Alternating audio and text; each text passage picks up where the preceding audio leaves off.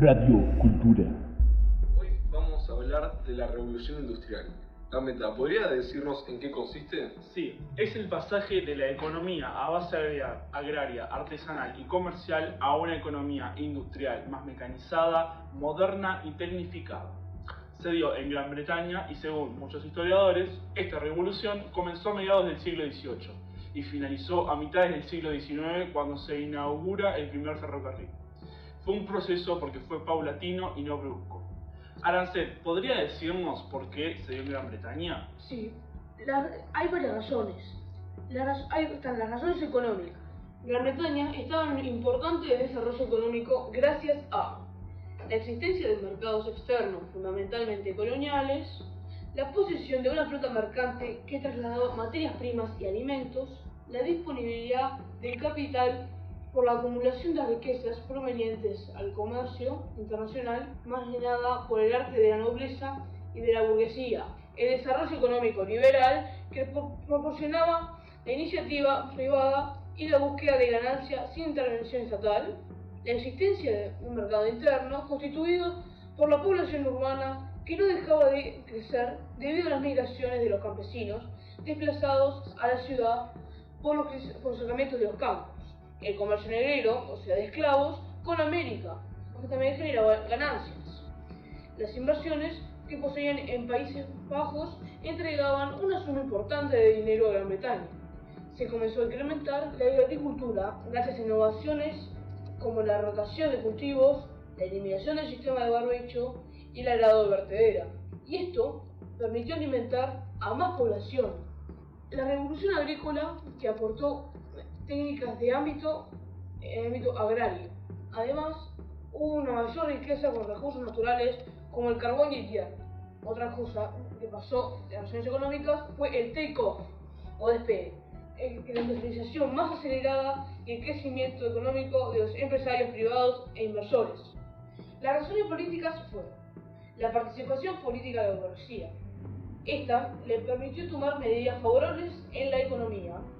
Esto le fue posible gracias a la Revolución Gloriosa, que le puso una monarquía parlamentaria en lugar de una monarquía absoluta, y que le permitió a la burguesía asentarse en el gobierno y de esta forma legislar a su favor, que representaban a los sectores que producían dentro de la Cámara de los Comunes, elegida por los ciudadanos a voto. Otra razón política fue el guionismo político.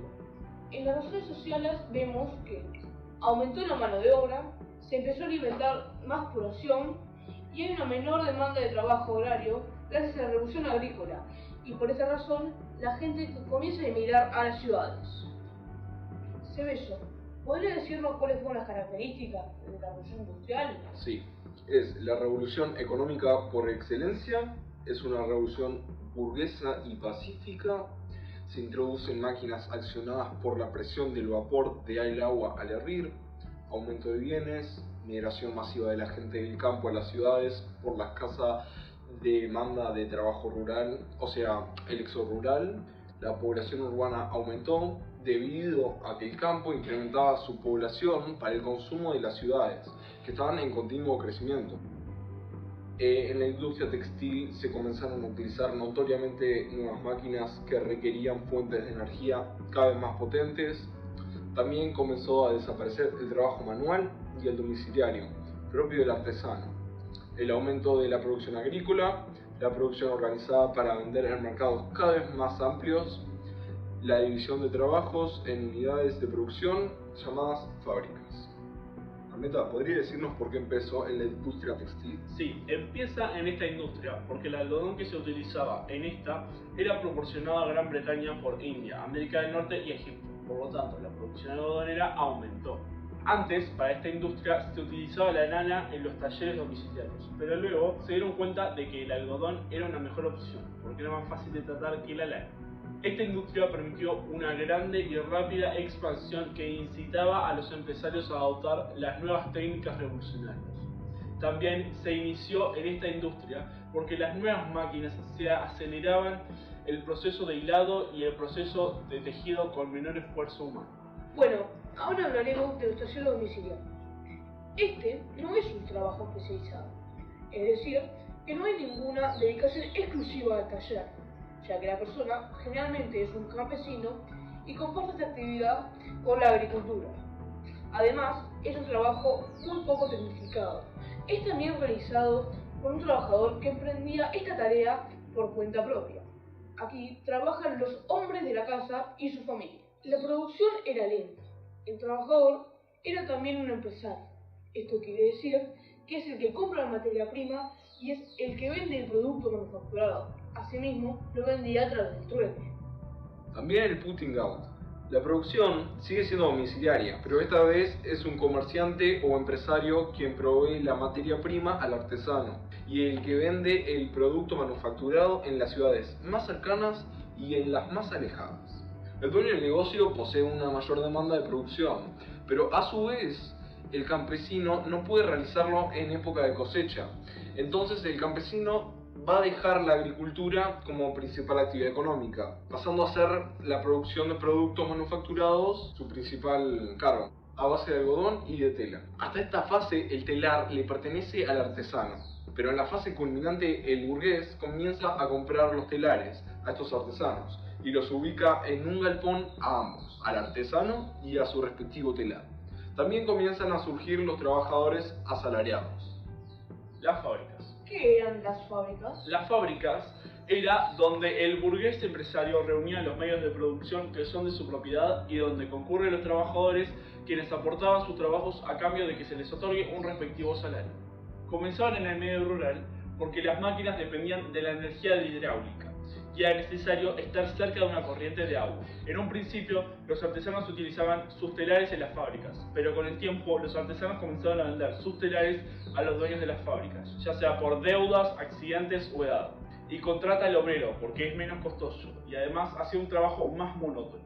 El burgués comienza a ser dueño de los medios de producción.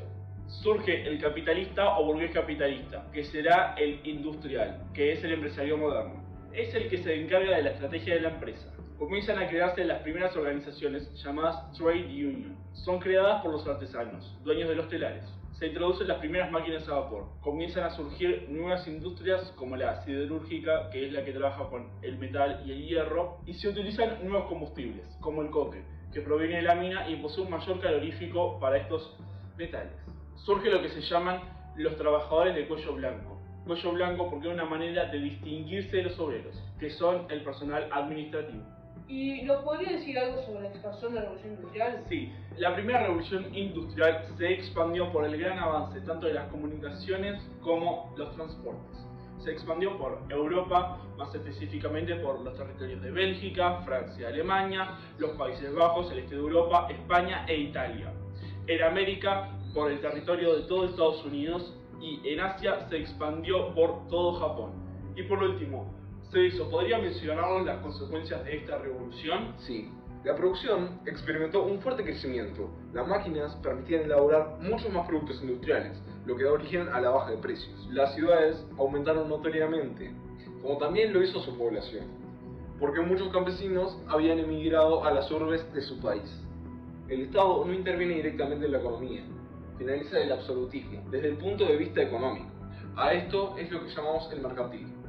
Pasaje del capitalismo agrario a un capitalismo industrial, consolidación de los ideales burgueses de vida, que estimulan el desarrollo de las empresas, disminución del trabajo artesanal, se crean grandes empresas con trabajadores, aumentó la contaminación del aire por la mayor quema de carbón, uso de gran cantidad de mano de obra infantil, surgimiento de sindicatos de trabajadores, dejaron de haber estamentos y aparecieron las clases sociales, ahora no se nace, se hace. Y finalmente surge una nueva aristocracia, conformada por la nobleza antigua y la nueva burguesía.